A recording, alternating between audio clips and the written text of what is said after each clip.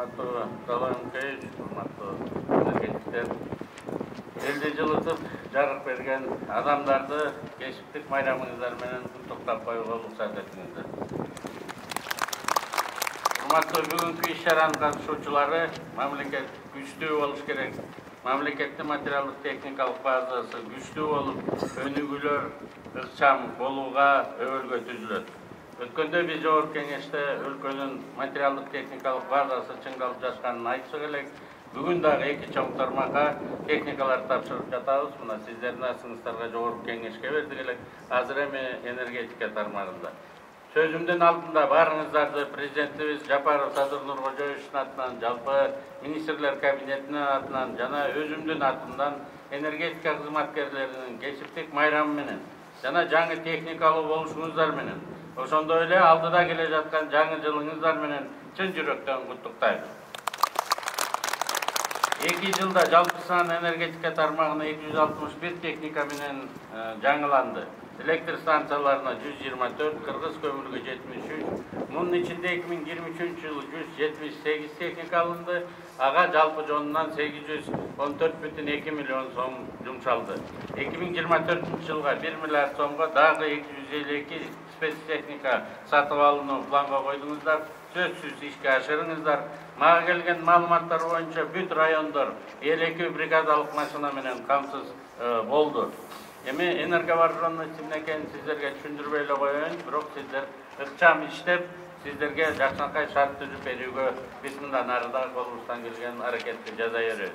Бүгүнкү күн ички продукциябыз 1 триллиондон сомдон ашты. Бюджетибиз жылдын аягында буюрса 577 миллиард сомго чыккан турат. Өлкөнүн өнөр жай тармагында ири заводдор ачылууда. Демек, мындан да көп электр энергиясы керектелинет.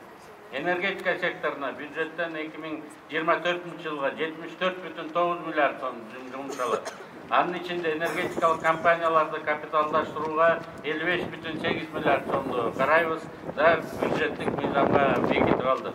Мындай ири суммада каражатты бөлүүнүн мааниси биз азыр энергия сектордагы 130 миллиард сомдук ашык карызды өкмөт өзүнө алып, энергетикалык компаниянын устаттык капиталын көбөйтүп берип жатабыз. Бул энергия секторунун абалын кескин жакшыртууга жана жаңылоого жол ачат. Бул каражаттар сиздерге уже сезиле баштаганы мына бүгүн дагы айгинеленип турат. Иштин натыйжалары дагы жакшы. Салынбаган кестер салынып, 7000 мегаваттык ири долбоорлор башталууда. Камарата биргесинин ири курулушу башталып жатат. Экинчи этабына өтөбүз. Токтогул КСН реконструкциясы 2025 жылы бүтөт. Ömürü dagы bir 40-50 жылга узарат.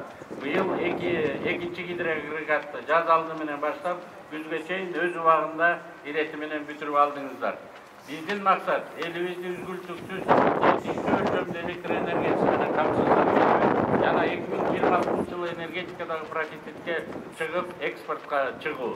30тан ашык чакан ГЭС ишке кирет. Баласаруу, Лейлек, Ысык-Ата, Кыштут, Аксыт, Белес, Лебединовка, Папан жана башка чакан ГЭСтер иштей баштайт. Ушулардын баарында ар бир энергетиктин инженердик сунуштары жана эмгеги маанилүү болот. Урматтуу энергетиктер, Кыргыз элинин негизги байлыгы бул суу. Ошол байлыкты эл үчүн пайдаланууда сиздерге тапшырылган энергетикалык коопсуздук бул мамлекеттик жоопкерчилик. Аны сиздер эң бийик жоопкерчиликти аткарасыздар деп ишенем. Алган техникаңар ак жолтой болсун, элибизге көпкө кызмат кылсын, жаңы жыл жаңы жетишкендиктердин жылы болсун, бар болуңуздар, бай болуңуздар, бактылуу болуңуздар.